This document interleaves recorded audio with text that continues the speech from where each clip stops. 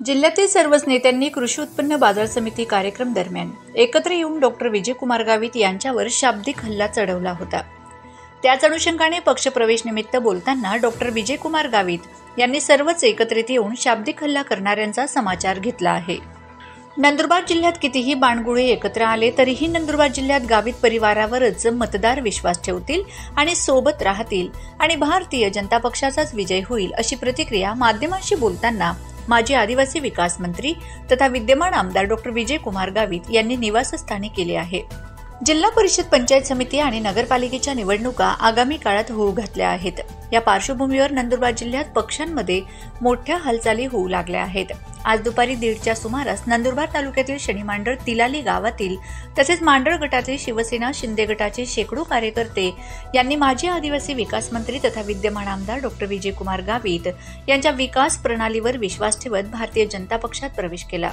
मुन्ना पाटील आणि दीपक पाटील यांच्या नेतृत्वात हा प्रवेश सोहळा संपन्न झाला। या प्रसंगी विनायक पाटील, अशोक पाटील, प्रदीप पाटील, दीपक पाटील, रमेश पाटील, रावसाहेब पाटील, हिम्मत पाटील, रामकृष्ण पाटील, जितेंद्र पाटील, त्र्यंबक पाटील, कन्हैयालाल पाटील, वकील पाटील, शिवाजी पाटील, दगा पाटील, भास्कर भील, आबा पाटील, भैया पाटील, रवींद्र पाटील, पिंटू पाटील, भुरा पाटील, गणेश पाटील, भगवान पाटील, हिमराज पाटील आदी उपस्थित होते। या जिल्ह्यामध्ये असे बांडगुळ एकत्र येत असतात आणि ते आज नाही, वर्षानुवर्ष येत असतात। कधी त्यांचे वडील येत असतात, कधी त्यांची पोरं येत असतात। आता हे सर्व जनतेला माहीत आहे नंदुरबार जिल्ह्यातील की या जिल्ह्याच्या विकासासाठी कोण काम करतं, कोण काम करत नाही। त्याच्यामुळे हे जरी सर्व एकत्र आले तरी जनता त्यांच्यावर विश्वास ठेवत नाही, हे आपण मागे सुद्धा बघितलं आहे।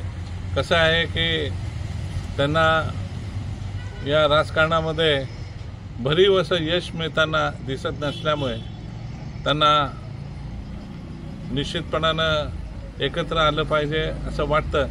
पण तुम्हाला हे सांगतो की जोपर्यंत निवडणुका येतील तोपर्यंत हे सर्व आलेले एक असे तुटाटूट फाटाफूट होईल की तुम्हाला हे सर्व एकत्र दिसणार नाही। स्वतःच्या स्वार्थासाठी येणारा माणूस हा कधीही एकत्र राहू शकत नाही। तो वेळेनुसार बदलत असतो, स्वार्थानुसार बदलत असतो। त्याच्यामुळे हे सर्व स्वार्थी माणसं जे एकमेकावर टीका करत होते, एकामेकावर भ्रष्टाचाराचे आरोप करत होते, एकामेकावर वेगवेगळ्या